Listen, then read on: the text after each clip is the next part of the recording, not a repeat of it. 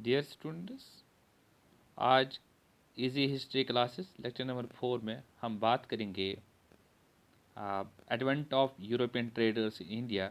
ये हमारा पहला टॉपिक होगा और अब आइंदा जो है मुख्तलिफ टॉपिक्स होंगे, डिफरेंट टॉपिक्स होंगे जिन पे हमने बात की है अभी इन द प्रीवियस लेक्चर के कौन कौन से टॉपिक्स जो हमको जिन पर हमको बात करनी होगी। और आज का जो टॉपिक है इसमें हम बात करेंगे जो यूरोपियन जो कंपनीज़ यहाँ पे आए, ख़ासकर जो Portuguese, Dutch, French and English east India company यहाँ पे आई, इस पर हम बात करेंगे। लेकिन इनमें से इन चार कंपनीज़ में पहली जो कंपनी थी वो पोर्चुगीज़ यहाँ पे आए थे और उस पर हम आज बात करेंगे इस लेक्चर में। जैसे कि आप जानते हैं कि हिंदुस्तान की जो दौलत थी, इस वजह से जो है यूरोपियंस इस दौलत से अट्रैक्ट हुए थे। वो यहाँ पे आना चाहते थे कारोबार के लिए, जो है वो यहाँ पे आना चाहते थे।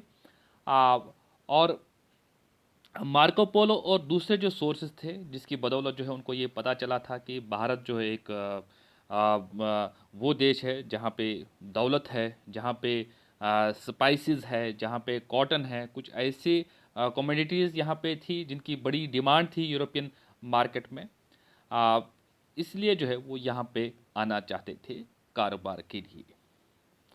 आ, तो हम देखेंगे कि जो पोर्चुगीज़ जब यहाँ पे आए, the Portuguese were the first European nation जो है जो यहाँ पे आए। और उसमें से हम ये देखेंगे कि वास्को डी गामा जो है वो पहली मर्तबा यहाँ पे आए थे 20 मई 1498 में वो यहाँ पे आए थे। और कैलिकट जगह है जो कि साउथ इंडिया में है, जहाँ पे वो आए थे। और वहाँ पे उनको जो है उस वक़्त किंग जमोरिन ने जो है उनको वेलकम किया। जो लोकल रूलर थे उन्होंने उनको वेलकम किया वास्को डी गामा को।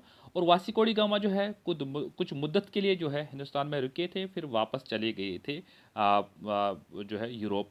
और कुछ चीज़ें जो वो लेकर गए थे, और जब देखा उन्होंने कि यूरोपियन मार्केट में जो है उन चीज़ों की बड़ी डिमांड है, so then he came back in 1501, 1501 में वो वापस आए थे। और यहाँ पर जो है उन्होंने जो है कुछ साथियों के साथ यहाँ पर उन्होंने फैक्ट्रीज जो है वो एस्टेब्लिश किए थे, खासकर 3 जगह, Calicut, Cannanore and Cochin became the important trading centres of the Portuguese. यानी कि ये 3 जगह है, कैलिकट, कैनोर एंड कोचिन जो है 3 अहम जगह जो है वो पोर्चुगीज़ के यहाँ पे ट्रेड के लिए बने थे। लेकिन जैसे कि आप जानते हैं कि उस वक़्त यहाँ जो एक्सटर्नल जो ट्रेड था, जो इन्होंने तो मतलब बहरी रास्ता जो है वो उसको डिस्कवर किया था, बहरी रास्ते से जो है ये यहाँ पे आए थे। लेकिन जो एक्सटर्नल ट्रेड उस वक्त था उस पर अरब ट्रेडर्स की मोनोपोली थी। यानी कि अरब ट्रेडर जो है जो कि ऑलरेडी यहाँ पे जो है बहुत सालों से ट्रेड कर रहे थे। सो वो उनके लिए जो है एक राइवलरी थी, मतलब उनके लिए जो है एक कंपिटेटर था यहाँ पे। और ओब्वियसली जो है उनके साथ जो है इनकी राइवलरी यहाँ पे शुरू हुई पोर्चुगीज़ की। हालांकि किंग जमोरिन जो है सपोर्टेड द अरब ट्रेडर्स, क्योंकि अरब ट्रेडर्स जो है बहुत सालों तक यहाँ से बहुत सालों से यहाँ पे जो है ट्रेड कर रहे थे। लेकिन पोर्चुगीज़ ने जो है उनको जो है डिफीट दी थी, शिकस्त दी थी। एंड उन्होंने जो है अपनी मोनोपोली जो है वो यहाँ जो है शुरू की थी। ट्रेड की मोनोपोली जो है वो चाहते थे कि हमारा ट्रेड जो है उसको उसकी डेवलपमेंट वो चाहते थे। तो पोर्चुगीज़ ने जो है अपने गवर्नर्स को जो है वो भेजना यहाँ शुरू किया था। तो उनके जो पहले गवर्नर थे फ्रांसिस्को दे अल्मेदा, जो 1505 में यहाँ पे आए थे, तो उन्होंने जो है उनका जो मकसद था वो ये था कि हमको बहरी ताकत को जो है मजबूती देनी थी, नावल पावर ऑफ पोर्चुगीज़, ताकि हम यहाँ से जो है अच्छे से हिंदुस्तान में हम ट्रेड करें और अपने व्यापार को हम बढ़ा सकें।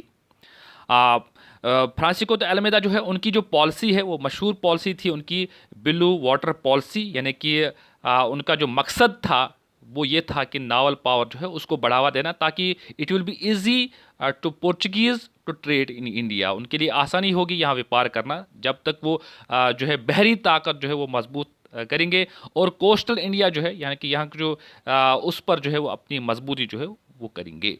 तो उन्होंने जो पॉलिसी इख्तियार की थी वो थी ब्लू वाटर पॉलिसी। इसके अलावा जो है इसके अलावा जो है जो दूसरे गवर्नर पोर्चुगीज़ के थे वो थे अल्फिंसो दे अल्बर्क जो है के नाम से जाने जाते हैं, जो कि real founder of Portuguese power in India consider किए जाते हैं। उन्होंने जो है अल्मेदा को जो है रिप्लेस किया था 1509 में। और आते ही उनकी जो पॉलिसी थी, देखिए आपको जो है जो पोर्चुगीज जो गवर्नर थे उनकी पॉलिसीज़ को आपको याद रखना ज़रूरी होगा। ये जो पूछे जाते हैं इंडिया कॉम्पिटिटिव एग्जाम्स में। उनकी जो पॉलिसी थी, अल्बर्ग की जो पॉलिसी थी, वो इम्पीरियलिस्ट पॉलिसी थी। आते ही उन्होंने जो है गोवा जो है 1510 में गोवा को अपने कब्जे में लिया।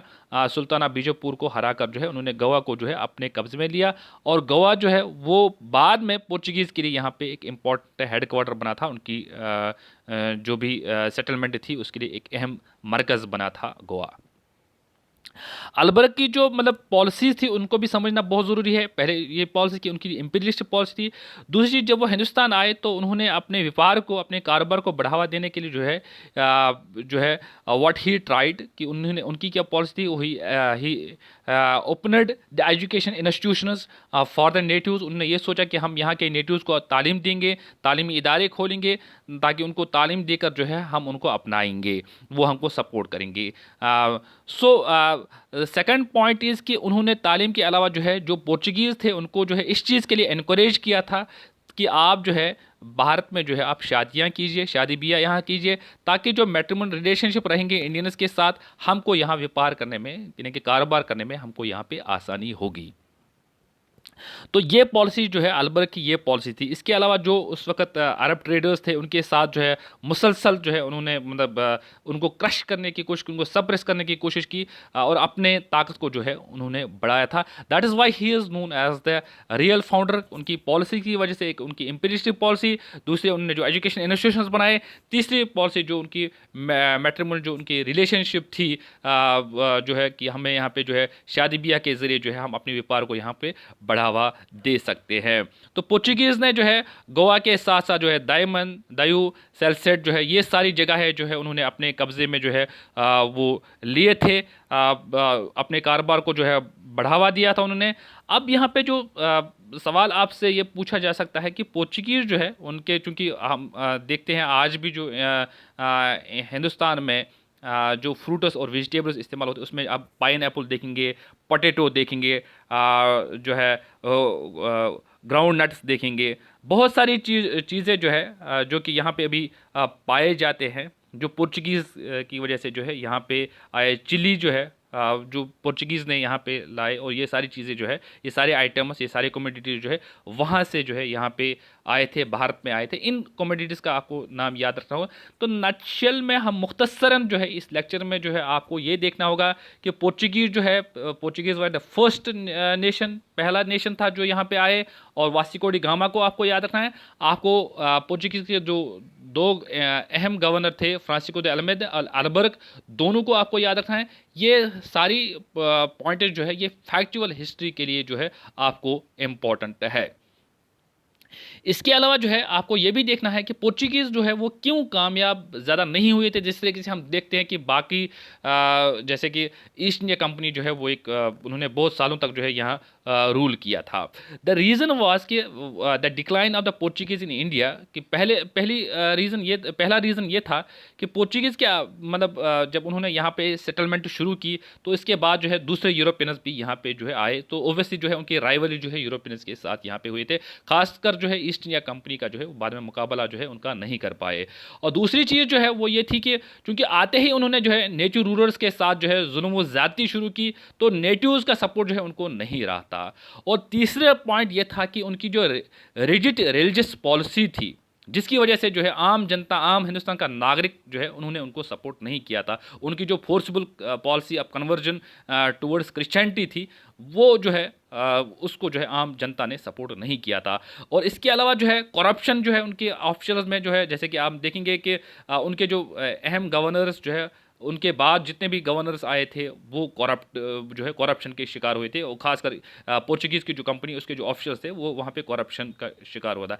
और एक और रीज़न ये भी था कि पोर्चुगीज़ के आने के बाद जो है यहाँ पे राइज ऑफ मुगल एम्पायर जो है, और जो है उसकी वजह से जो कि बाद में आप देखेंगे कि मुगलिया सल्तनत जो है उन्होंने मतलब यहाँ पे रूल शुरू किया था, तो जिसकी वजह से जो है पोर्चुगीज़ इतना मतलब जो है वो उसके लिए चैलेंज था। राइज ऑफ मुगलिया empire was a challenge for the Portuguese power in India. तो बस आपको ये याद रखना है कि Portuguese were the first to come in India and they were the last to leave their land. जो है वो लास्ट थे यूरोपियन जिन्होंने यहाँ, क्योंकि गोवा जो है वो 1961 तक जो है उनके जो है कब्जे में रहा था, और बाद में जो है आफ्टर इंडिपेंडेंस ऑफ इंडिया जो है वो उन्होंने जो है गोवा उनसे हासिल किया था। So this was the brief account about the Portuguese. ये थोड़ी सी मतलब जो है इन्फॉर्मेशन जो है पोर्चुगीज़ के बारे में, आप इन नोट्स को देख सकते हो, इन पॉइंट्स को देख सकते हो, and these points will help you to understand and the Portuguese power in India